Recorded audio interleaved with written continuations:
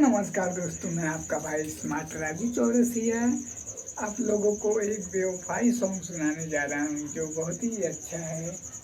हमारे हरकेश भाई लिखे हैं इस गाने को कि प्यार बार तोहरा से हाँ जी नहीं पाई बहो,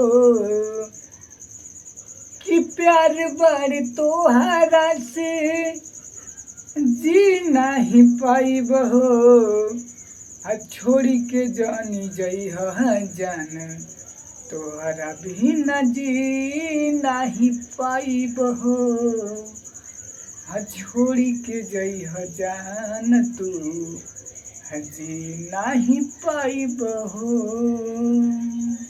कैसा लगा गाना कमेंट में बताइएगा, और मेरे चैनल पे नए होंगे तो प्यारा सा सब्सक्राइब भी कर देना और लाइक भी कर देना।